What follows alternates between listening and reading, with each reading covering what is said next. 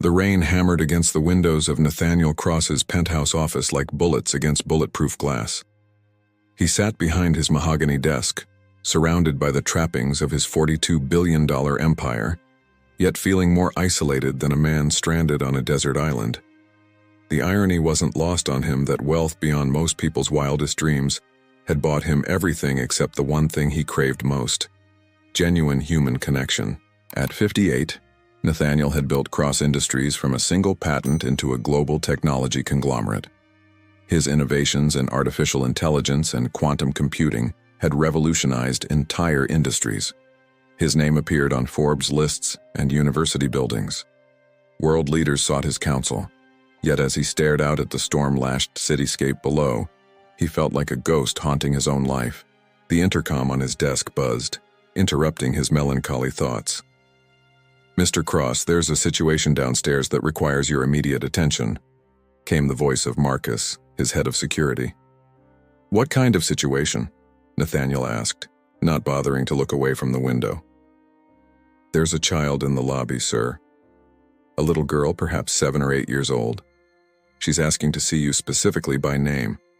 She claims she has information about your childhood that nobody else could possibly know." Nathaniel's blood turned cold. His childhood was not a subject he discussed with anyone. Ever. The carefully constructed biography released to the media spoke of humble beginnings and hard work, but omitted the darker truths that had shaped him. Only 3 people had known the complete story of his early years, and all 3 were dead. "Security footage?" Nathaniel asked, his voice tighter now. "That's the problem, sir. She doesn't appear on any of our cameras. We can see the doors opening and closing, we can hear her voice, but there's no visual record of the child herself." Nathaniel felt a familiar chill run down his spine, the same sensation he'd experienced as a child when things happened that couldn't be explained by logic or reason. Things that had taught him early that the world contained forces beyond human understanding. "I'll be right down," he said, closing the financial reports he'd been pretending to review. The elevator descended 47 floors in silence, carrying Nathaniel toward an encounter he somehow knew would change everything. The lobby of Cross Tower was a monument to modern architecture: soaring glass walls, polished marble floors, and geometric art pieces that cost more than most people's homes. At this hour, nearly 9 in the evening, it should have been empty except for security personnel. But standing in the center of the vast space was a small figure that made Nathaniel's breath catch in his throat. The girl appeared to be about 8 years old, with dark hair pulled back in a simple ponytail and wearing a faded blue dress that looked like it belonged to another era. She stood perfectly still, her hands clasped behind her back, watching the elevator with an expression of patient expectation. What unsettled Nathaniel most was her eyes. They were ancient, filled with a knowledge and sadness that no child should possess. When their gazes met across the lobby, she smiled, and the expression was both innocent and infinitely knowing. "Hello, Nathan," she said, using the nickname only his mother had called him. Her voice carried clearly across the marble expanse despite its soft tone. "I've been waiting for you." Marcus approached from the security desk, his hand resting unconsciously on his weapon. "Sir, I must advise against direct contact until we understand what we're dealing with here." "It's all right, Marcus," Nathaniel said, though he wasn't sure why he felt so certain. "Give us some space, but stay close." As Nathaniel walked across the lobby, his footsteps echoing loudly, the girl remained motionless. It wasn't until he was within 10 feet of her that he noticed something that made his skin crawl. She cast no reflection in the polished marble floor. "Who are you?" he asked quietly. "You know who I am," she replied. "You've been running from me your whole life, from what I represent, from what you did." "I don't know what you're talking about." The girl tilted her head, studying him with those impossibly old eyes. "When you were 7 years old, you lived in the house on Elm Street with the red door. Your bedroom was on the 2nd floor, 3rd window from the left. You had a teddy bear named Mr. Buttons who was missing his left eye because you picked at it when you were nervous." Nathaniel felt the world tilt beneath his feet. No one knew about Mr. Buttons. He'd never told anyone about that bear. not even in therapy sessions he'd attended decades later. Every night before bed, you would line up your toy cars in perfect rows on the windowsill, the girl continued. Exactly 17 cars, always in the same order. Blue first, then red, then yellow. If someone moved them even slightly, you couldn't sleep. How do you know that? Nathaniel whispered. I know that your mother worked 3 jobs to keep food on the table. I know that your father left when you were 5, and you blamed yourself because of the fight you overheard the night before. I know that you used to hide in the closet during thunderstorms because the sound reminded you of his shouting. Each revelation hit Nathaniel like a physical blow. These weren't facts that could be researched or discovered through investigation. They were intimate memories, painful secrets he'd buried so deep he rarely thought of them himself. But most importantly, the girl said, stepping closer, I know about the fire. Nathaniel stumbled backward as if she'd struck him. No, we're not talking about that. The fire that killed Mrs. Henderson next door. The fire that started because you were playing with matches in your room. The fire that you've never told anyone about, not in 51 years. That's enough, Nathaniel said, his voice shaking. I don't know who you are or how you know these things, but you know exactly who I am, Nathan. The girl's voice grew softer, sadder. I'm the part of you that died in that fire, the innocent part, the part that could still feel joy and wonder. You've been trying to bury me with success and money and power, but I won't stay buried anymore. Before we continue, comment below which city and country you're watching this story from. And if you haven't subscribed yet, take a moment to subscribe and leave a like. Nathaniel looked around the lobby desperately, hoping to see Marcus or anyone who could confirm he wasn't losing his mind. But the security desk was empty, the entire space eerily quiet except for the sound of rain against the windows. You're not real, he said, more to convince himself than her. I'm as real as your guilt, the girl replied. As real as the nightmares you still have about Mrs. Henderson screaming for help. As real as the reason you've never allowed yourself to truly love anyone. She was right, and Nathaniel knew it. The fire had been an accident, a 7-year-old boy playing with matches he'd found in his mother's purse. But Mrs. Henderson, the elderly woman who had always been kind to him, who had baked him cookies when his mother worked late, had died because of his childish curiosity. The official investigation had ruled it electrical, but Nathaniel knew the truth. He had always known. What do you want from me? He asked. I want you to remember, the girl said. To stop running. To face what you've been hiding from. I've built a life, a good life. I employ thousands of people. My technologies have helped millions. Built on a foundation of guilt and self-punishment, she countered. Do you think Mrs. Henderson would want you to spend your entire existence atoning for a child's mistake? Do you think she would want you to live as a ghost in your own life? Nathaniel felt tears threatening, something he hadn't experienced in decades. She's dead because of me. She's dead because sometimes terrible things happen, the girl said gently. But you're dead too, Nathan. You've been dead inside since that night, and I'm here to bring you back to life. The girl began to walk around him in a slow circle, her bare feet making no sound on the marble floor. As she moved, she continued speaking, her voice taking on an almost hypnotic quality. I know that you bought this entire building because it stands on the exact spot where the house on Elm Street used to be. I know that your penthouse office is positioned directly above where your childhood bedroom was. I know that you've been trying to rewrite history by building success on top of tragedy. She stopped in front of him again. But you can't build high enough to escape the past, Nathan. And you can't make enough money to buy forgiveness for something that was never really your fault. If you're supposed to be some part of me, some manifestation of my guilt or whatever psychological explanation we're going with here, then why do you look like... Nathaniel paused, studying her features more carefully. There was something familiar about her face, something that nagged at the edges of his memory. Like who, Nathan? The girl asked with that knowing smile, and then it hit him. The shape of her eyes, the curve of her mouth, even the way she held her head slightly tilted when she was thinking. She looked exactly like Mrs. Henderson had in the old photographs her daughter had shown him years later. when he'd tracked down the family to make anonymous donations to various charities in her memory. "You look like her," he whispered.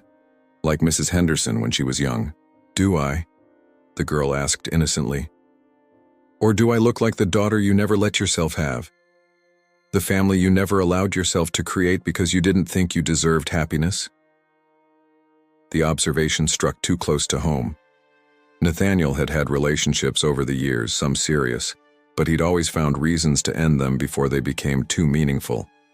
He'd told himself it was because of his work, his focus on building the company. But the truth was darker and more painful. He didn't believe he deserved love or family or the simple joys that other people took for granted. "There was someone," he said quietly, surprised to find himself speaking the words aloud. "Sarah, 20 years ago. She wanted to get married, have children. I broke it off because I told myself I wasn't ready.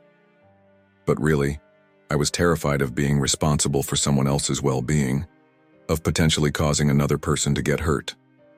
"Where is Sarah now?" the girl asked. "Married. Happy. 3 children." The words tasted bitter in his mouth. "She sends me Christmas cards every year, pictures of her family. I think she knows I need to see that she's okay, that she built a good life without me." "And how does that make you feel?"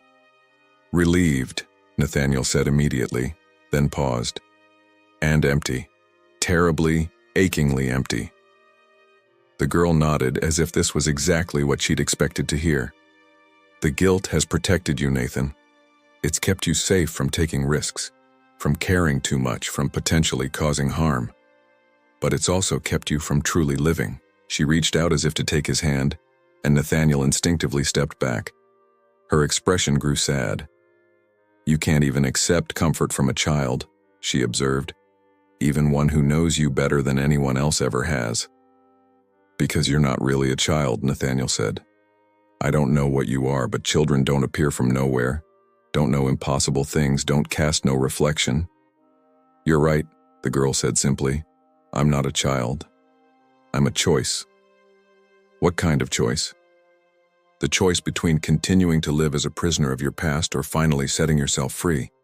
The choice between dying slowly from the inside out or rediscovering what it means to be truly alive." The lights in the lobby began to flicker, and Nathaniel noticed that the storm outside had intensified. Thunder rolled across the sky like an approaching army. "Why now?" he asked. "Why tonight? I've lived with this guilt for 51 years. Why are you appearing to me now?" "Because tonight is the anniversary," the girl said softly. 51 years ago exactly. And because you've reached the point where the weight of your guilt is about to crush what little humanity you have left." Nathaniel did the math quickly in his head. She was right. It was October 23rd, the anniversary of the fire. He'd been so consumed with work, so practiced at avoiding painful memories, that he hadn't even realized. "There's something else," the girl continued. "Something you haven't figured out yet. Mrs. Henderson didn't die in the fire, Nathan." The words hit Nathaniel like a sledgehammer to the chest. "What do you mean? Of course she did. I saw the reports. I attended the funeral." "She died, yes, but not from the fire. She died from a heart attack 3 days later, brought on by the stress and smoke inhalation." "But Nathan, listen carefully. She had already been having heart problems for months. Her daughter told you that when you visited her years later, but you were so consumed with guilt you didn't really hear her." Nathaniel felt the world spinning around him. "That doesn't change anything. If I hadn't started the fire, if you hadn't started the fire, something else might have triggered her heart attack a week later, a month later. You were a 7-year-old child playing with matches. Yes, it was dangerous and wrong, but it wasn't malicious, and the outcome wasn't entirely your fault. But I never told anyone. I let them blame faulty wiring." "Because you were 7 years old and terrified," the girl said firmly. "Because you were a child who had already lost his father and was afraid of losing his mother too if she knew what you'd done. Your silence was survival, not evil." Nathaniel sank into one of the lobby's leather chairs, his legs suddenly unable to support him. For 5 decades he had carried the weight of Mrs. Henderson's death like a stone in his chest. The idea that his guilt might be partially misplaced, that he might not be the monster he'd believed himself to be, was almost too much to process. "Even if what you're saying is true," he said slowly, "I still caused the fire. She still died because of my actions." "Yes," the girl agreed. "But a 7-year-old child's mistake doesn't have to define a 58-year-old man's entire existence. Mrs. Henderson was a kind woman who loved children. Do you really think she would want you to spend your whole life punishing yourself for one terrible accident?" "I don't know what she would want," Nathaniel said. "She's been dead for 51 years. The girl smiled sadly. "But I do know, Nathan. And that's why I'm here." The lobby grew colder, and Nathaniel noticed that frost was beginning to form on the windows despite the fact that it was October, not winter. The girl's image seemed to flicker slightly, like a television with poor reception. "Time is running short," she said urgently. "The barriers between past and present, between guilt and forgiveness, are thin tonight. But they won't stay that way forever.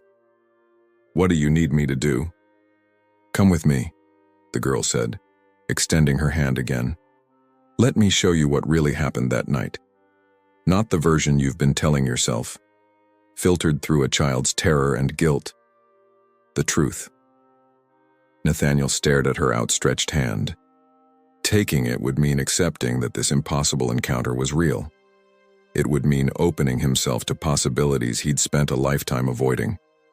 It would mean risking the carefully controlled existence he'd built for himself. But looking into her ancient, knowing eyes, he realized that his controlled existence wasn't really living at all. It was just an elaborate form of dying. "If I come with you," he said quietly, "will I get the answers I need?" "You'll get the answers you're ready for," she replied. "But Nathan, some answers come with a price. Once you know the truth, you can't unknow it. Once you start feeling again, you can't go back to being numb. Will it hurt?" "Yes," she said honestly. "But healing always hurts before it helps." Nathaniel took a deep breath and reached for her hand.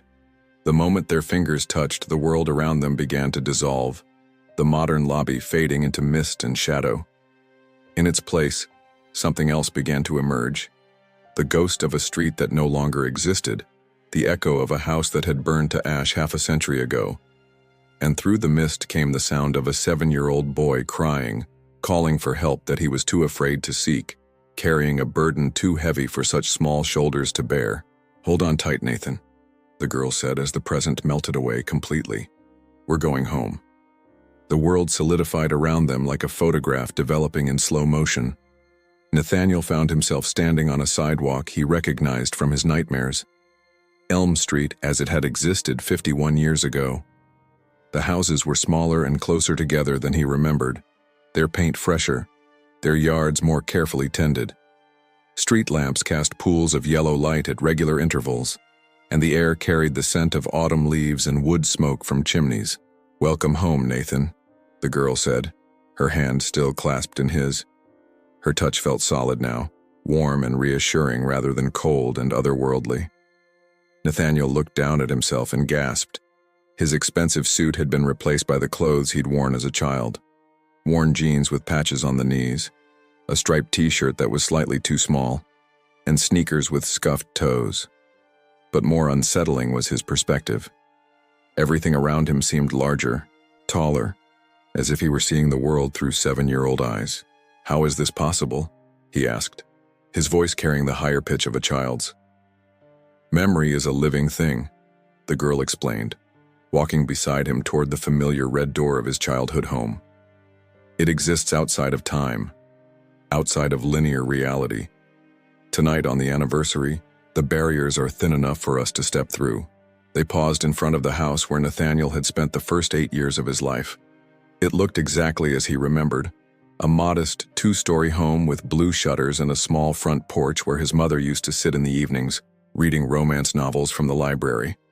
The flower boxes beneath the windows were full of the purple petunias his mother loved, but could rarely afford to replace when they died. "Mrs. Henderson's house," Nathaniel said, looking to the right. The neighboring home was a mirror image of his own, but painted yellow instead of white.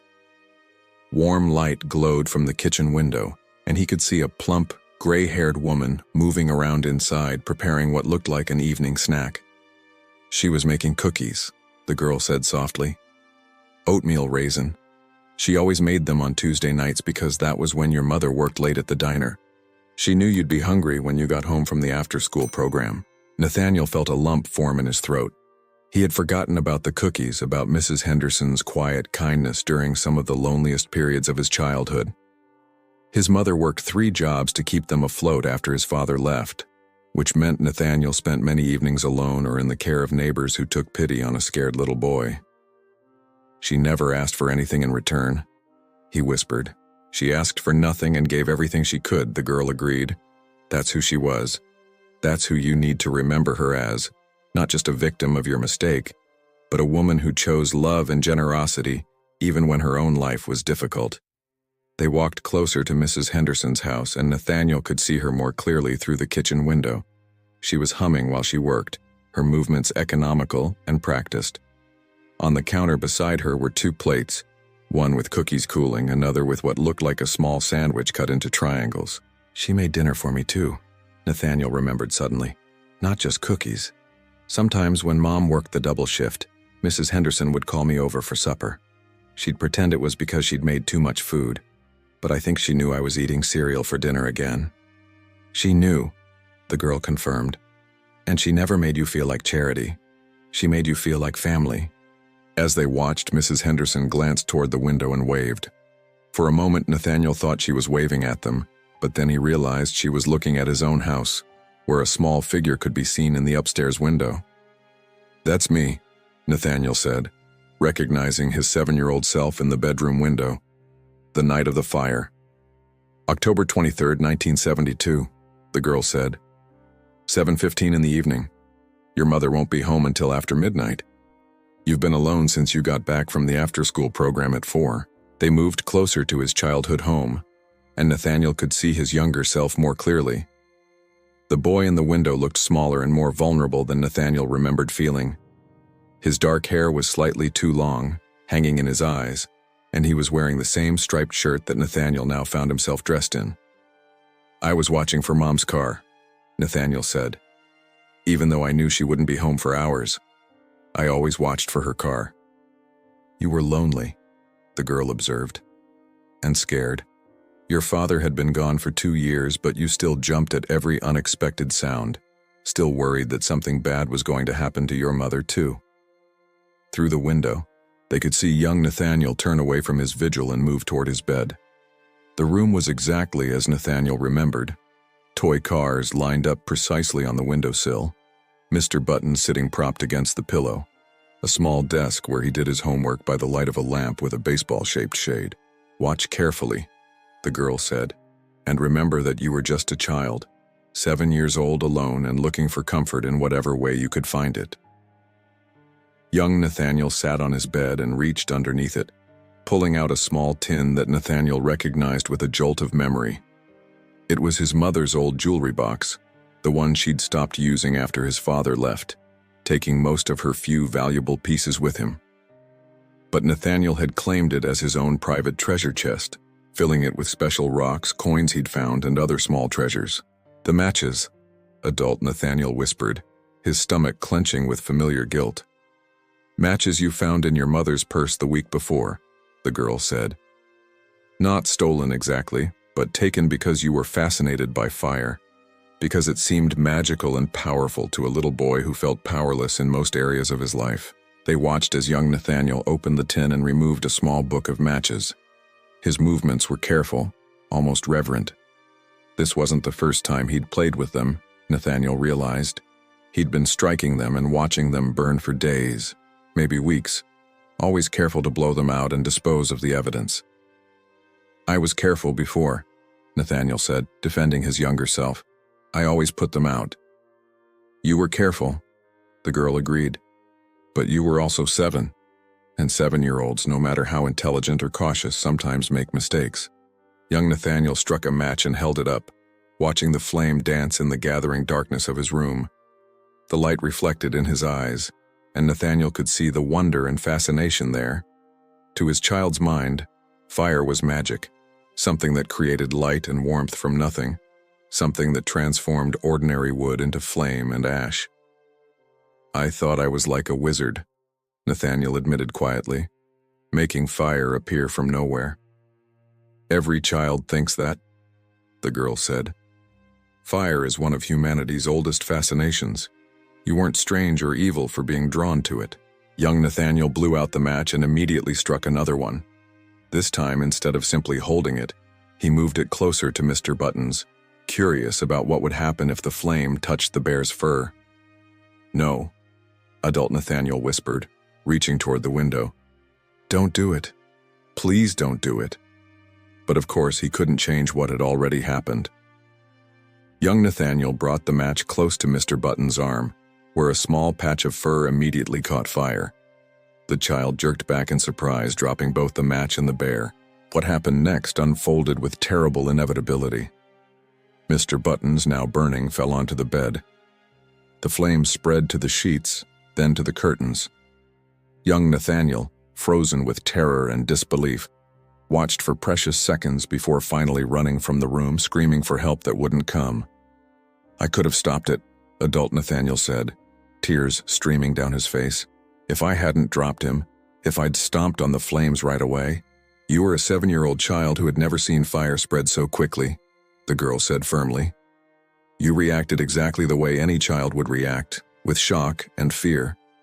The only person who could have prevented this tragedy was an adult who should have been supervising you. My mother was working. She had to work. Yes, she did. And that's not her fault either. That's life being complicated and difficult and sometimes putting people in impossible situations." They watched as young Nathaniel ran from the house, his screams echoing down the quiet street. Neighbors began to appear in doorways and windows, drawn by the sound of a child in distress. Mrs. Henderson was among the first to emerge, her apron still dusted with flour from the cookies she'd been making. "Mrs. Henderson," young Nathaniel cried, running toward her. "Fire! There's fire in my house!" Mrs. Henderson didn't hesitate. Despite being in her 70s, she moved with surprising speed toward the growing glow visible in the upstairs window. Other neighbors were calling the fire department, but she seemed focused only on making sure the little boy was safe. "Where's your mother, sweetie?" she asked, kneeling down to his level while keeping one eye on the fire above. "Working," young Nathaniel sobbed. "She's working, and I made a fire, and I'm sorry, and—" "Shh," Mrs. Henderson said, pulling him into a hug that smelled like vanilla and cinnamon. "It's going to be okay. You're safe. That's what matters." Adult Nathaniel watched this scene with new eyes, seeing details he'd forgotten or never noticed as a traumatized child. Mrs. Henderson's immediate concern was for his safety, not for blame or punishment. She held him close while the fire department arrived, while his house burned, while the neighborhood filled with flashing lights and shouting voices. She protected me, he realized. Even before she knew how the fire started, she was protecting me. "Because that's who she was," the girl said. "A woman who put children's well-being before everything else, including her own safety." The fire department arrived with sirens wailing and immediately began their work. The fire was contained to Nathaniel's bedroom and part of the hallway, but the smoke damage affected most of the upper floor. Mrs. Henderson kept young Nathaniel with her on the front lawn, shielding him from the worst of the chaos. "Did anyone ask me how it started?" Adult Nathaniel asked, trying to remember the immediate aftermath. "A firefighter spoke to you briefly," the girl said, "but you were in shock, barely speaking. Mrs. Henderson told them your mother was at work and that you'd been alone. The official investigation didn't begin until the next day." They watched as the fire was finally extinguished, and the emergency vehicles began to leave. Mrs. Henderson walked young Nathaniel to her own house, where she settled him on her couch with a blanket and a glass of milk. "I'm going to call your mother at the diner," she told him gently. "She's going to come home right away, and until she gets here, you're going to stay with me, okay?" Young Nathaniel nodded, his face streaked with tears and soot. "Mrs. Henderson, I think maybe I—" "What is it, sweetie?"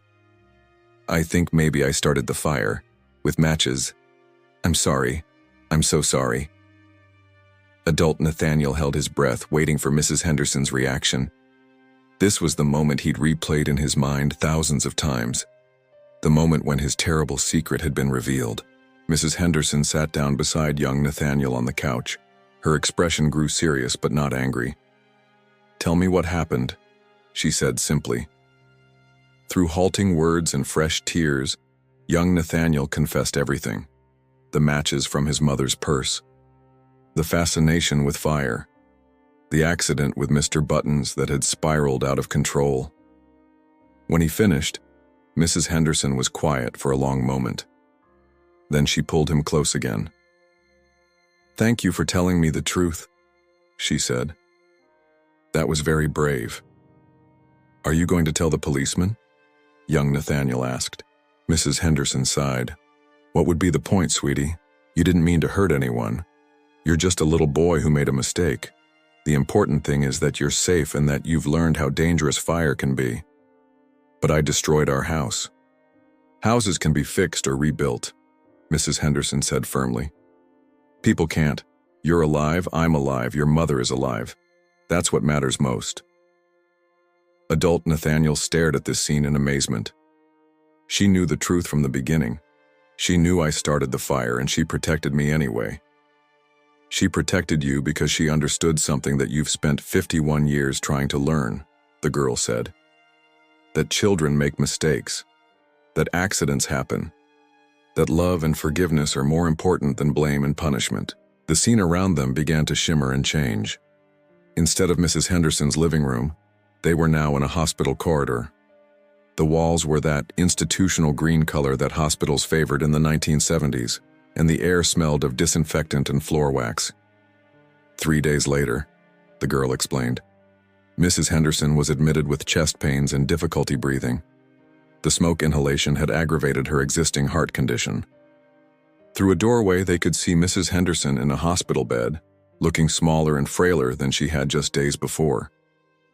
Young Nathaniel sat in a chair beside her bed, holding her hand while his mother spoke quietly with a doctor in the hallway. "I visited her every day," adult Nathaniel remembered. "Mom brought me after school. Mrs. Henderson always smiled when she saw me, even though she could barely breathe." "She was worried about you," the girl said, "not about herself. The nurses said she kept asking if you were eating enough, if you had a safe place to stay while your house was being repaired." They moved closer to the hospital room, and Nathaniel could hear the conversation between his younger self and Mrs. Henderson. "Are you going to die because of the fire?" young Nathaniel asked with the direct honesty that only children possess. Mrs. Henderson squeezed his hand weakly. "Oh, sweetie, no. I'm sick because my heart is old and tired. It was getting sick before the fire happened. The fire just made it a little worse. But if you hadn't what? Been a curious little boy? Made a mistake? Oh, Nathan, you can't spend your life blaming yourself for things that are beyond your control." She paused to catch her breath before continuing. "I want you to promise me something. When I'm gone, and I will be gone soon, sweetheart, but not because of anything you did. I want you to promise that you'll live a full, happy life. Don't let one mistake define everything that comes after." Young Nathaniel was crying now. "I promise, Mrs. Henderson. And I want you to be kind to yourself the way you would be kind to any other little boy who made the same mistake. Can you do that for me?" "I'll try. That's all anyone can do, sweetie. Just try." Adult Nathaniel watched this exchange with tears streaming down his face. "She made me promise to be kind to myself, to live a full, happy life, and I broke that promise. I've broken it every day for 51 years. "She knew you would," the girl said sadly. She knew that guilt is a powerful force, especially for sensitive children who care deeply about right and wrong. But she hoped that someday you'd remember her words and find your way back to the promise you made. The hospital scene faded, replaced by a gray, misty landscape that felt neither fully real nor completely imaginary. They were walking now on a path that seemed to be made of compressed memories, each step revealing new images from Nathaniel's past. "After Mrs. Henderson died, you changed," the girl observed. "You went from being a normal 7-year-old to being a child carrying an adult's burden of guilt and responsibility. Nathaniel could see the truth of this in the images that flashed around them. His school performance improving dramatically as he threw himself into academic achievement. His social interactions becoming more stilted and careful. His relationship with his mother growing more distant as he tried to protect her from his secret shame. "I thought if I could be perfect in everything else, it would somehow balance out what I'd done," he said. "And when perfection wasn't enough, you aimed for excellence. When excellence wasn't enough, you aimed for world-changing success. But no amount of achievement could fill the hole that guilt had carved in your heart." They paused in their walk, and the girl turned to face him directly. "Nathan, what would you say to a 7-year-old boy today who came to you with the same story? A child who had accidentally started a fire while playing with matches, who was racked with guilt over an elderly neighbor's death." Nathaniel considered the question seriously. "I would tell him that he was just a child, that accidents happen, that he didn't intend to hurt anyone." "Would you condemn him to a lifetime of guilt and self-punishment?" "No, of course not." "Then why have you condemned yourself to exactly that?" The question hung in the misty air between them. Nathaniel had no answer, or rather, he had the same answer he'd carried for 51 years. Because he was different, because his mistake had been worse, because he should have known better. But standing here in this space between memory and possibility, those justifications felt hollow. The girl was right. He would never impose such harsh judgment on another child. So why had he been so merciless with himself? "I don't know how to stop," he admitted finally. "The guilt is so much a part of who I am. I don't know who I'd be without it." "That's what we're here to discover," the girl said, taking his hand again. "But first, there's one more thing you need to see. The most important thing." The misty landscape around them solidified into a familiar setting. Mrs. Henderson's kitchen on the night before she died. She was sitting at her small table, writing in a notebook with careful, shaky handwriting. The effort clearly exhausted her, but she persevered with the determination of someone who has something important to say. "What is she writing?" Nathaniel asked. "A letter," the girl said.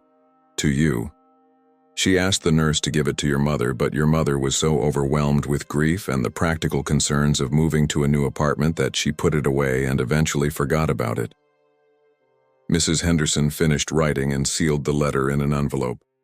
On the front, in her careful script, she wrote, "For Nathan Cross, to be opened when he's old enough to understand." "Where is it now?" Nathaniel asked urgently. "In a storage unit across town," the girl said. "Along with other items your mother saved but never sorted through. She's 83 now, Nathan, living in a retirement community in Florida.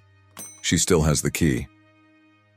The hospital room faded away, and they were back in the misty landscape between memory and reality. The girl studied Nathaniel's face with those ancient, knowing eyes. "The letter contains Mrs. Henderson's final gift to you," she said. "Her true feelings about what happened, her wishes for your future, her forgiveness, given freely and without conditions. How do you know what's in it? Because I am the part of you that never stopped loving her, the part that never stopped hoping for forgiveness, the part that knows deep down that she would want you to be happy."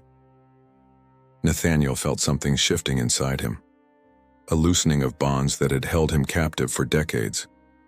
The possibility that Mrs. Henderson's final words might offer the absolution he'd never been able to give himself was almost too much to hope for. "What happens now?" he asked. "Now you have a choice," the girl said. "You can return to your life as it was, carrying your guilt like armor that protects you from feeling too much or risking too much. Or you can step into the unknown territory of forgiveness and see what kind of life might be possible on the other side." The misty path beneath their feet began to fade, and Nathaniel could feel the pull of the present moment trying to draw him back to his penthouse office, to his carefully controlled existence. If I choose forgiveness, what guarantee do I have that I won't just make more mistakes, hurt other people? None, the girl said honestly. But what guarantee do you have that isolation and self-punishment will prevent future pain? At least if you choose to live fully, the potential for joy exists alongside the risk of sorrow. The mist was growing thicker now, and the girl's form was becoming less solid. Time is running out, Nathan. The anniversary connection is fading. But before I go, I need you to understand something important. What? I'm not really Mrs. Henderson's spirit, and I'm not really your childhood innocence. I'm something much simpler and much more powerful. What are you? The girl smiled, and for a moment her face shifted, showing him glimpses of all the people he might have loved, all the connections he might have made, all the joy he might have experienced if he'd allowed himself to live without the crushing weight of misplaced guilt. I'm hope, she said simply. I'm the possibility that it's never too late to change your story. That 58 years of self-punishment doesn't have to become 59. That a man who has spent his whole life running from love might finally have the courage to stand still and let it find him. The mist swirled around them, and Nathaniel felt himself being pulled back toward the present. But as the girl's image faded, her final words echoed clearly. Find the letter, Nathan.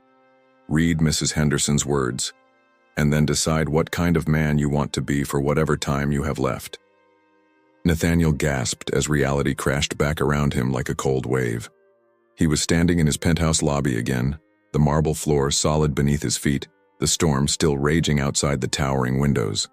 But everything felt different now, sharper, more vivid, as if he'd been living his life through a fog that had suddenly lifted. His expensive suit had returned, replacing the child's clothes he'd worn in the memory realm.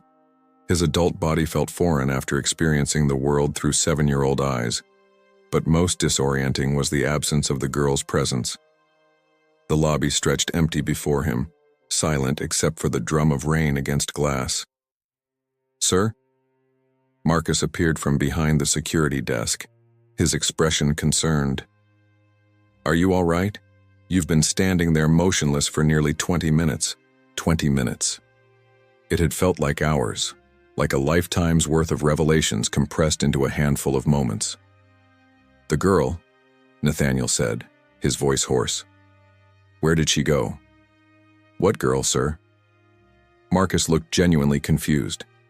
You came down from your office, stood in the center of the lobby, and haven't moved since. I was beginning to wonder if you were having some kind of medical episode. Nathaniel looked around the vast space, searching for any sign that his encounter had been real. No footprints on the polished marble. No lingering scent of vanilla and cinnamon that he associated with Mrs. Henderson. Nothing to suggest that anyone else had been here at all. I need you to arrange something for me, Nathaniel said suddenly, his mind racing. My mother, Elena Cross. She's at Sunshine Manor in Sarasota. I need her contacted immediately. Sir, it's nearly 10 p.m., perhaps in the morning. No, now. Tell them it's an emergency. I need to speak with her about some items she has in storage. Marcus nodded, though his expression suggested he thought his employer might be having some kind of breakdown. I'll handle it personally, sir. As Marcus moved away to make the call, Nathaniel walked to the windows and stared out at the storm. Lightning illuminated the city in stark black and white, transforming familiar buildings into Gothic silhouettes. The weather matched his internal turmoil. Everything he thought he knew about himself, about his past, about the foundations of his adult life, had been shaken to its core. Had the girl been real? Or had his mind, finally overwhelmed by decades of suppressed guilt and isolation, created an elaborate hallucination to force him to confront truths he'd spent a lifetime avoiding? It didn't matter, he realized. Real or imagined, the encounter had shown him something crucial. He'd been living as a prisoner in a cell of his own making, and the key to freedom had always been within reach. His phone buzzed with a text message, a number he didn't recognize, but the content made his blood freeze. The storage unit on Maple Street, Unit 247. Your mother kept the key all these years. Some things are too important to throw away. Nathaniel stared at the message, his hands trembling slightly. No one else knew about his conversation with the girl.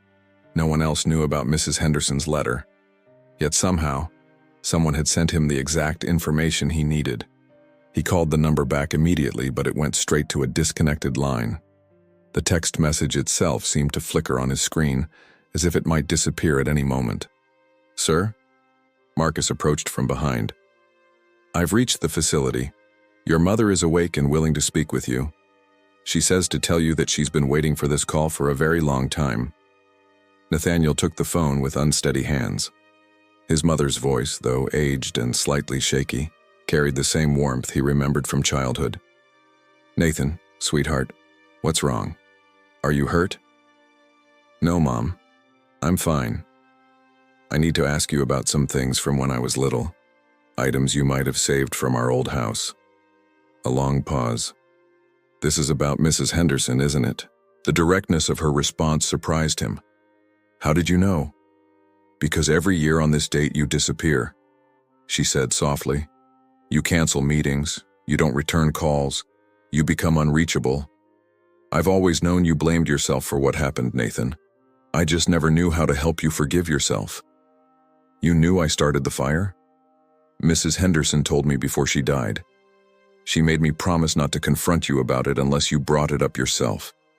She said guilt imposed by others heals differently than guilt resolved from within. Nathaniel felt tears threatening again. Why didn't you ever say anything?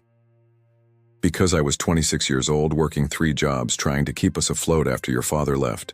I was overwhelmed and scared and probably not making the best decisions about a lot of things. Her voice grew thick with emotion. I've regretted that silence every day since.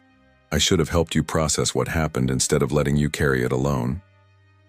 Mom, do you still have the storage unit? The one with our old belongings? Yes. Unit 247 on Maple Street. I've kept meaning to sort through it, but every time I tried it felt too painful. Too many memories of harder times. There's a letter there, from Mrs. Henderson. She wrote it for me before she died. The letter, his mother said quietly. I'd forgotten about the letter. You knew about it? She gave it to me at the hospital, made me promise to give it to you when you were old enough to understand. I kept waiting for the right moment, the right age. 18 seemed too young. 21 still seemed too young. And then years passed, and it felt too late to bring up something so painful. Nathaniel closed his eyes, overwhelmed by the realization that the answer to his decades of torment had been sitting in a storage unit across town all this time. I need to see it. Tonight. Nathan, it's late. The storage facility won't be open until... I'll figure something out. Mom, can you give me the unit number and any access codes? She provided the information without further argument, perhaps sensing the urgency in his voice. After they hung up, Nathaniel turned to Marcus. I need you to arrange immediate access to a storage facility. Whatever it costs, whatever strings need to be pulled. It can't wait until morning. Marcus had worked for wealthy individuals long enough to know that money could accomplish almost anything, even at nearly 11 p.m. on a stormy Tuesday night. Within an hour, he had contacted the storage facility's owner, arranged for emergency after-hours access, and secured a security escort to meet them on site. The drive across town took place in relative silence. Nathaniel sat in the back of his armored sedan, watching the city pass by through rain-streaked windows. The familiar sights, restaurants where he'd eaten alone, buildings where he'd conducted business, streets he'd walked in solitude, all seemed different now, as if seeing them through the lens of potential change had altered their fundamental nature. The storage facility was a sprawling complex of beige metal buildings surrounded by high fences and security cameras. The owner, a heavy-set man named Rodriguez, who had clearly been roused from sleep, met them at the gate with a ring of keys and a somewhat annoyed expression. Unit 247, he said, leading them down a narrow corridor between storage units. Haven't seen anyone access this one in probably 15 years. Your mother's been paying the rent by automatic bank draft all this time. The unit was larger than Nathaniel had expected, 10 feet by 20 feet, packed with furniture and boxes that represented the remains of his childhood home. The air inside smelled of cardboard and dust, with an underlying scent of lavender sachets his mother had always used to protect stored clothing. Take your time, Rodriguez said, providing them with a heavy-duty flashlight since the unit had no internal lighting. Just lock up when you're done and drop the key in the after-hours slot. Nathaniel stood at the threshold, overwhelmed by the physical manifestations of his past. Furniture he remembered from their small house on Elm Street, boxes labeled in his mother's careful handwriting, Nathan's toys, kitchen items, important papers. Marcus started to enter the unit, but Nathaniel stopped him. "I need to do this alone." "Sir, I don't think it's safe for you to be here by yourself, especially given your emotional state." "Please," Nathaniel said quietly. "This is something I need to face on my own." Marcus hesitated, then nodded. "I'll be right outside if you need anything." Nathaniel stepped into the storage unit, using the flashlight to navigate between stacked boxes and covered furniture. Everything was organized with his mother's typical precision, but it still took him nearly 30 minutes to locate what he was looking for. In a box labeled "Important Documents," Nathan, nestled between his school report cards and vaccination records, he found a manila envelope with his name written on it in Mrs. Henderson's familiar handwriting. His hands shook as he opened it, careful not to damage paper that had been waiting 51 years to deliver its message. Inside was a single sheet of stationery decorated with small blue flowers, covered in Mrs. Henderson's careful script. The flashlight beam wavered as he began to read. "My dear Nathan, if you are reading this, then I am gone. And hopefully you are old enough now to understand what I am trying to tell you. I know you blame yourself for what happened to me. I know because I saw it in your eyes every time you visited me in the hospital. The way you looked at me like you had committed some terrible crime. The way you flinched whenever someone mentioned the fire.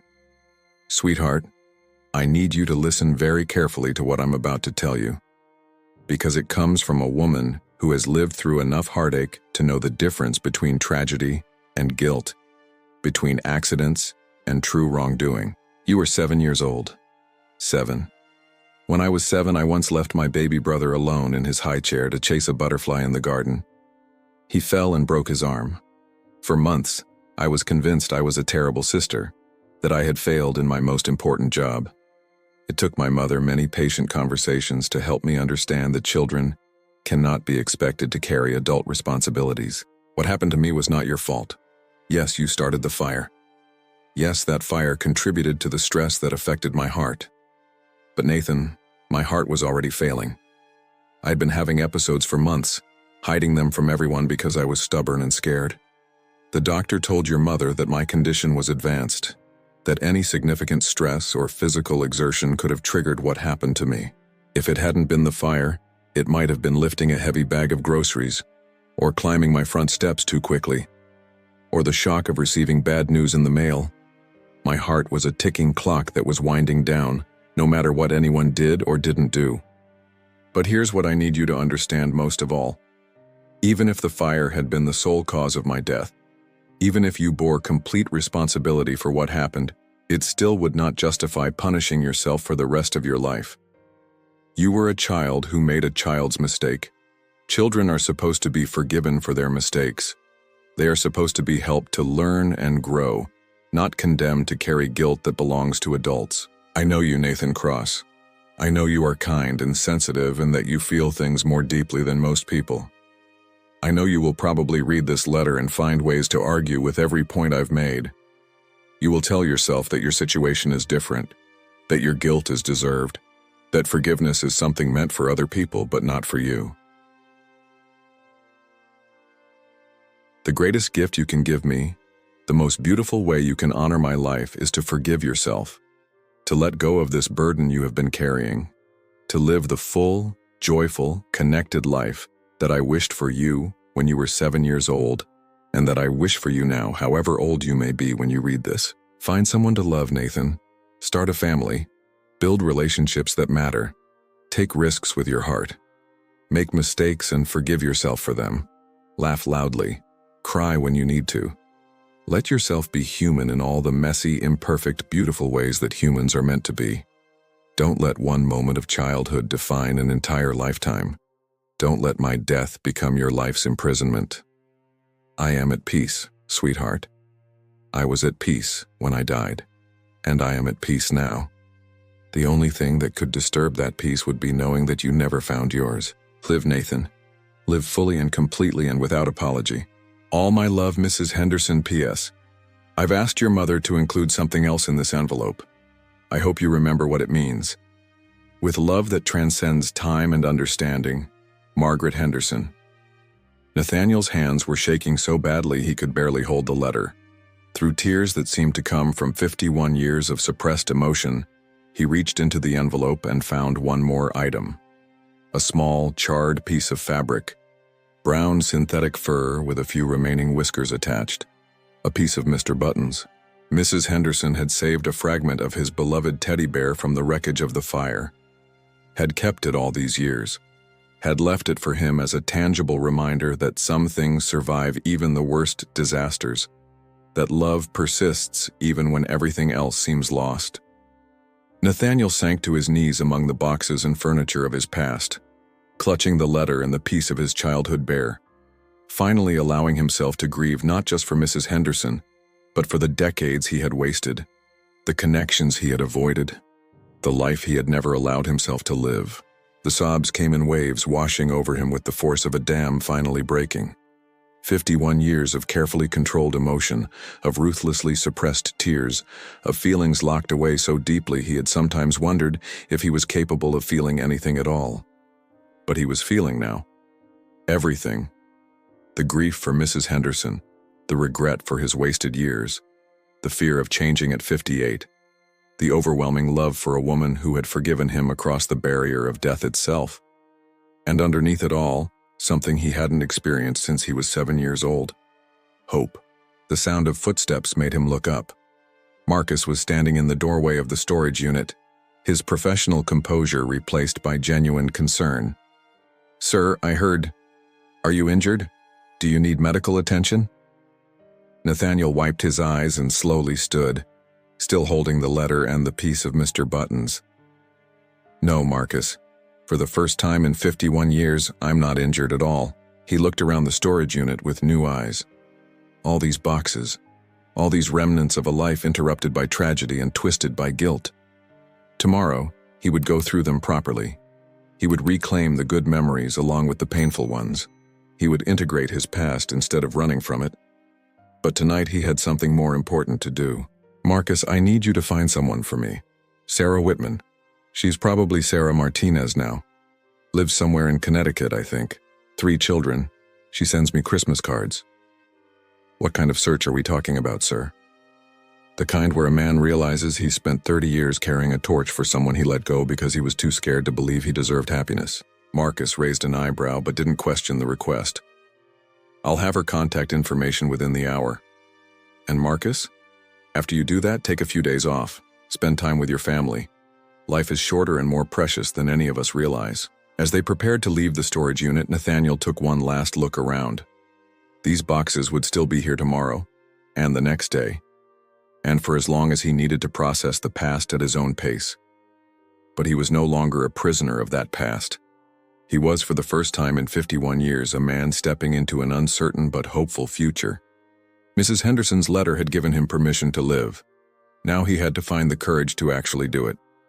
Before we continue, comment below which city and country you're watching this story from. And if you haven't subscribed yet, take a moment to subscribe and leave a like. The rain had stopped by the time they reached the car. Above them, breaks in the storm clouds revealed patches of star-filled sky. Nathaniel looked up at those distant lights and thought about Mrs. Henderson, about the girl who might have been real, or might have been his own psyche finally rebelling against decades of self-imposed exile from life. Real or not, she had been right about one thing. Hope was the most powerful force in the universe. And for the first time since he was 7 years old, Nathaniel Cross was ready to let it guide him toward whatever came next. As the car pulled away from the storage facility, Nathaniel's phone buzzed with a text from the same unknown number as before. "She's proud of you, Nathan, and she's been waiting 51 years for you to come home to yourself." This time Nathaniel smiled as he deleted the message. Whether it was supernatural intervention or his own mind's way of processing change, the sentiment was true. Mrs. Henderson would be proud.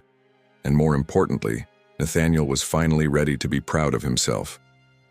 The haunted millionaire was haunted no more. In his place sat a man who had rediscovered his capacity for love, for connection, for the beautiful imperfection of being fully human. It was, he realized, the best birthday gift Mrs. Henderson could have given him. the gift of a second chance at life. 6 months later, Nathaniel stood in the garden of a modest suburban home in Connecticut, watching Sarah Martinez, formerly Sarah Whitman, tend to her rose bushes while her youngest daughter played on a swing set nearby. The scene was so perfectly domestic, so filled with the simple contentment he had never allowed himself to imagine, that he almost turned around and left before she noticed him. But then Sarah looked up, shading her eyes against the afternoon sun, and smiled with the same warmth that had made him fall in love with her 30 years ago. "Nathan Cross," she said, pulling off her gardening gloves and walking toward him. "When Marcus called and said you wanted to see me, I wasn't sure whether to be excited or terrified." "I wasn't sure either," Nathaniel admitted. "I still might be both." She looked older, of course, laugh lines around her eyes, silver threading through her brown hair, the solid contentment of a woman who had lived fully and well. But she was still Sarah, still the person who had seen through his carefully constructed walls all those years ago and loved him anyway. "You look different," she observed, studying his face with the directness he remembered. "Lighter somehow. Like you've set down something heavy you'd been carrying." "I have," he said simply. "I've spent the last 6 months learning how to forgive myself for things that happened when I was 7 years old." Sarah's expression softened with understanding. She had been the only person he'd ever told about the fire, about Mrs. Henderson, about the guilt that had shaped every decision he'd made since childhood. It was that confession, and his inability to believe her assurances that he wasn't the monster he thought himself to be, that had ultimately driven them apart. "Come inside," she said. "Coffee? Something stronger?" Coffee would be perfect. Her kitchen was everything his sterile penthouse wasn't: warm, lived in, filled with children's artwork and family photos, and the comfortable chaos of real life. Sarah moved around the space with practiced ease, preparing coffee while fielding questions from her daughter about the stranger in their garden. "This is Nathan," she told the 8-year-old. "He's an old friend of Mommy's. Nathan, this is Emma, my youngest." Emma studied him with the frank curiosity of childhood. "Are you the one who sends the Christmas cards with no return address?" Nathaniel felt his cheeks warm. "How did you—" "The handwriting," Sarah said with an amused smile. "I recognized it from old letters you used to write me. Plus, you always included exactly the right amount of money for each child's college fund, which suggested someone who had been paying very close attention to our Christmas newsletters." "I wanted to make sure they were provided for," Nathaniel said quietly. "All of you. It seemed like the least I could do." "For what?" "For making the difficult but probably correct decision to end our relationship before it became something neither of us could walk away from." They settled at her kitchen table while Emma returned to her play outside. Through the window, Nathaniel could see the girl on her swing, pumping her legs with the fierce determination of childhood, reaching for the sky with absolute confidence that she could fly if she just went high enough. "I've been thinking about that time in our lives," Sarah said, cradling her coffee mug between her hands. "About why you really left. At the time, I thought it was because you didn't love me enough to work through your issues. But I understand now that it was the opposite. You loved me too much to saddle me with your guilt and self-hatred." "I was terrified of hurting you," Nathaniel confirmed. "The way I hurt Mrs. Henderson, the way I seemed to hurt everyone I cared about." "And now?" Nathaniel considered the question. "Now I understand that Mrs. Henderson wasn't hurt by my love for her. She was blessed by it. The fire was a tragedy, but our relationship, the care we had for each other, that was pure and good and worth protecting." Sarah smiled.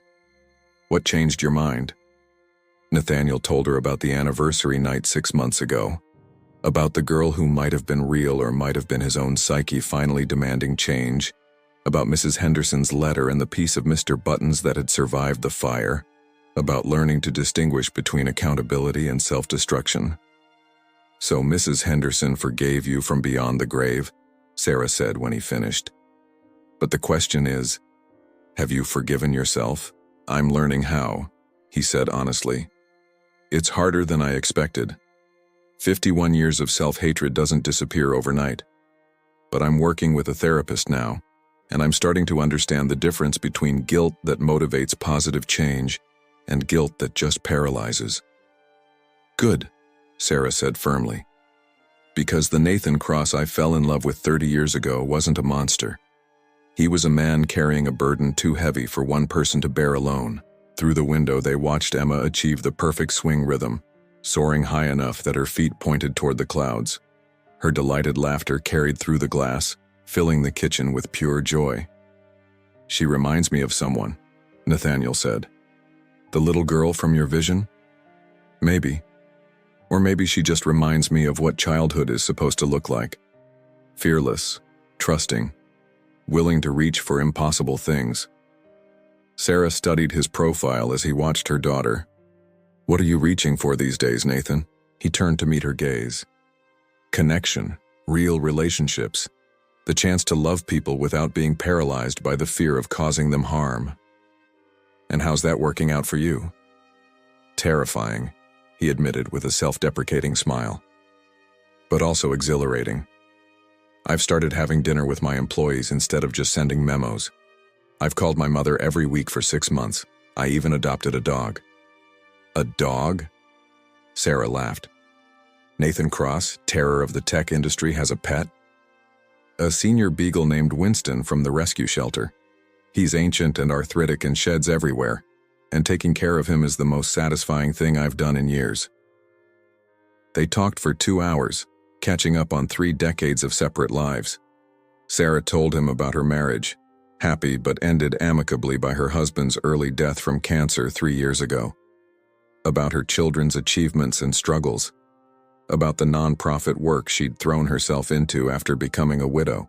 Nathaniel told her about the foundation he'd established in Mrs. Henderson's memory, focused on fire safety education and support for families affected by home fires. About the changes he'd made to his company culture, prioritizing employee well-being over pure profit. About the friendships he was tentatively building with people who knew him as he was now, not as the distant CEO he'd been for decades. You sound like a completely different person, Sarah observed. I am, in many ways. But also, I think I'm finally becoming the person I was always supposed to be before fear and guilt twisted me into something smaller and harder. As the afternoon wore on, Sarah's older children came home from school. 16-year-old Michael and 14-year-old Grace. They were polite but curious about the stranger in their kitchen, clearly wondering why their mother was glowing with an energy they hadn't seen in years. Mom talks about you sometimes, Grace said with teenage directness. She says you were the one who got away.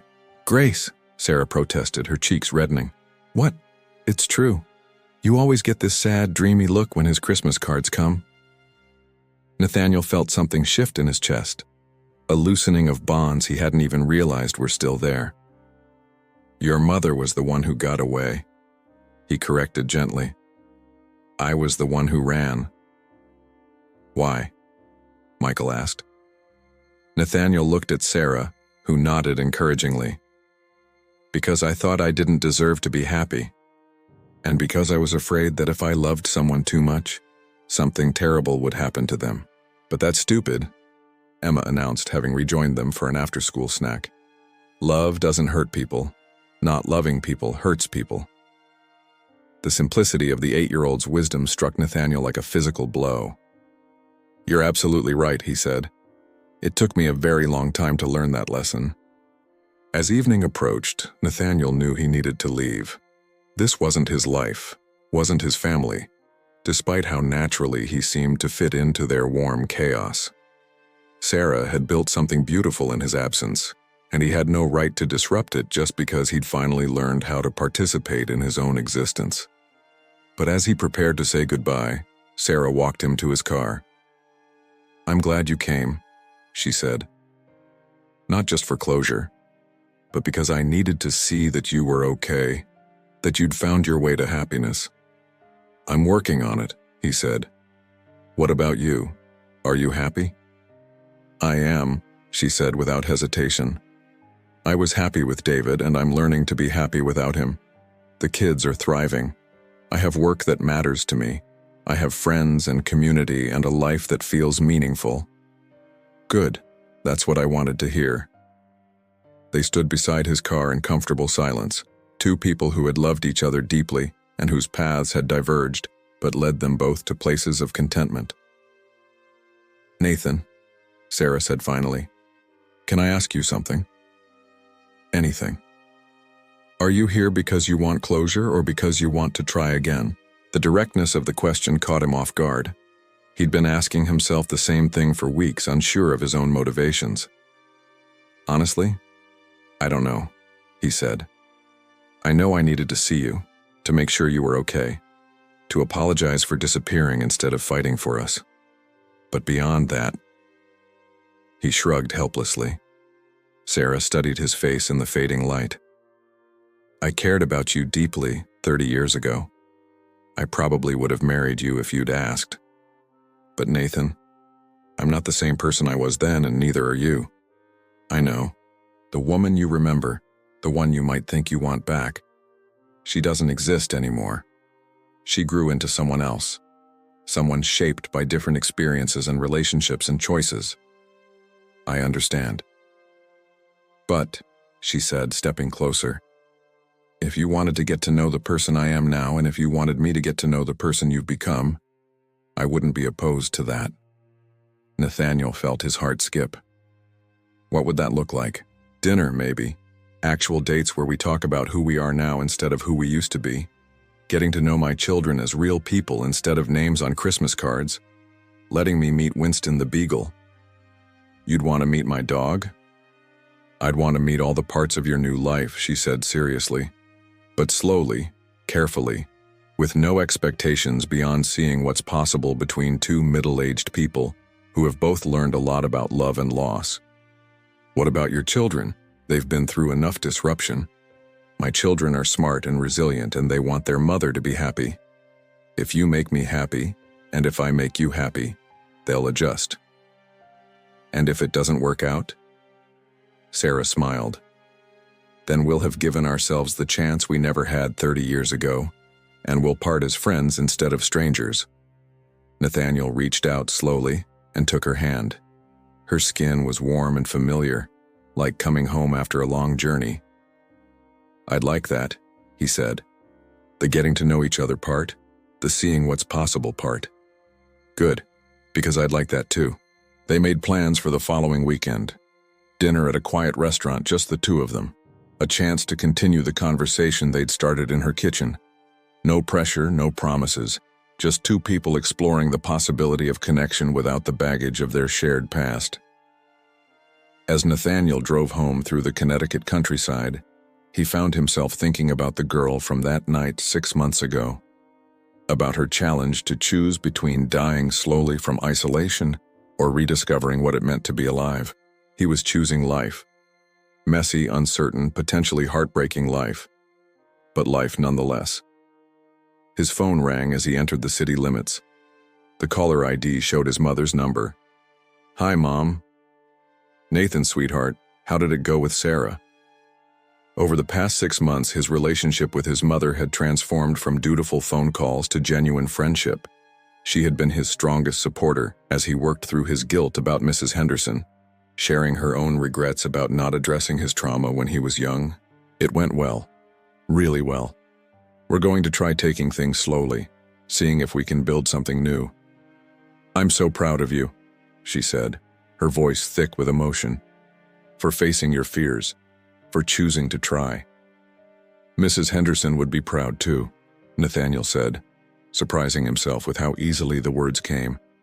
For decades, he'd been unable to speak her name without being overwhelmed by guilt. Now, it felt natural to include her in his hopes for the future. "She would," his mother agreed. "She always said you had the biggest heart of any child she'd ever known. She just worried that the world would teach you to protect it too well." That night, Nathaniel sat in his redesigned penthouse, still luxurious but now warm and welcoming, filled with photos and books and Winston's various toys, writing in the journal his therapist had recommended. He'd been documenting his journey toward healing, tracking the progress and setbacks of learning to live without the armor of guilt. "Today I took the biggest risk I've taken in 30 years, he wrote. "I told someone I cared about them and opened myself to the possibility of being hurt. It was terrifying and wonderful, and everything Mrs. Henderson would have wanted for me." He paused, looking out at the city lights that no longer seemed cold and distant but warm and welcoming. Somewhere out there, millions of people were living their lives, making connections, taking risks, choosing love over fear. I'm finally becoming one of them, he continued writing. After 58 years of existing on the margins of my own life, I'm stepping into the center. Mrs. Henderson's letter set me free, but I'm the one who has to choose freedom every day. A soft woof from beside his chair reminded him that he wasn't entirely alone. Winston had taken up residence on the expensive Persian rug, his graying muzzle resting on Nathaniel's foot in the universal dog gesture of ownership and affection. "What do you think, old man?" Nathaniel asked, scratching behind the beagle's ears. "Think I'm ready for this?" Winston's tail thumped once against the floor. Approval, or at least acknowledgement, that his human was finally learning to be human. Over the following months, Nathaniel and Sarah began the delicate process of building something new while honoring what they'd once had. They discovered that they were different people now. He more open and vulnerable, she more confident and grounded, but that those differences complemented rather than conflicted. Sarah met Winston and declared him the perfect dog for a man learning to love without conditions. Nathaniel gradually got to know her children, earning their respect through patience and genuine interest in their lives rather than attempts to buy their affection. The relationship wasn't without challenges. Both had been shaped by loss, Nathaniel by guilt, Sarah by grief. And learning to trust in happiness took time and conscious effort. There were moments when Nathaniel's old fears surfaced, when he worried that loving Sarah meant risking her safety. There were times when Sarah wondered if she was ready to open her heart to someone new. But they worked through each obstacle together, supported by therapy, honest communication, and the hard-won wisdom that love wasn't about guarantees but about choosing each other day by day. On the first anniversary of Mrs. Henderson's letter, exactly 2 years after his encounter with the mysterious girl, Nathaniel proposed to Sarah in her garden, surrounded by her children and with Winston serving as an enthusiastic if unofficial ring-bearer. "Are you sure?" Sarah asked through happy tears. "No more running?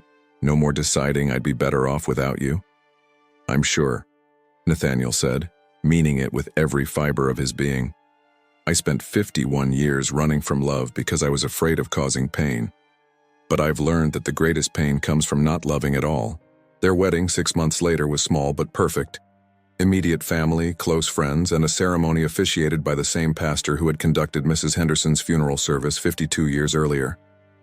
In his remarks, Pastor Williams spoke about the cycles of love and loss, about how the end of one story often contained the seeds of another.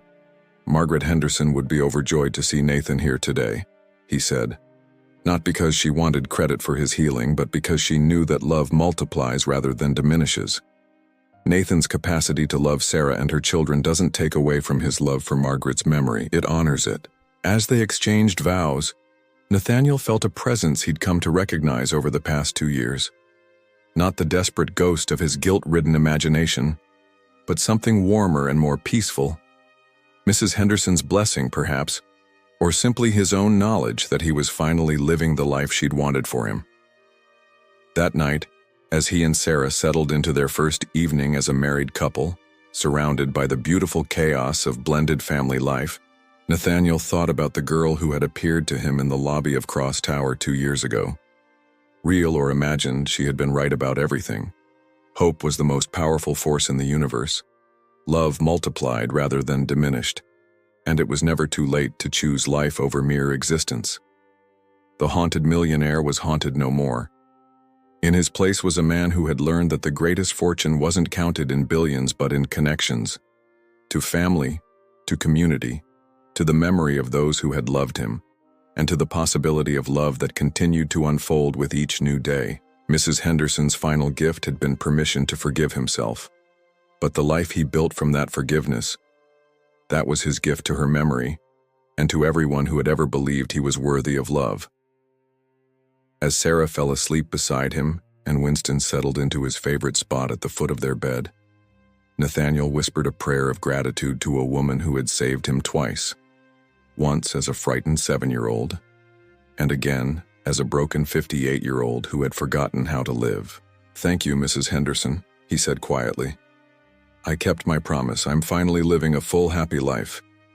And somewhere beyond the boundaries of time and space, an elderly woman's spirit smiled, knowing that love had won over fear, that forgiveness had triumphed over guilt, and that the little boy she had cherished so many years ago had finally come home to himself.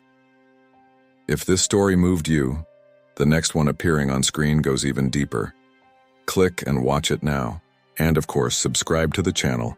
Hit the notification bell, leave a comment, drop a like, and share this with someone who needs to hear this story.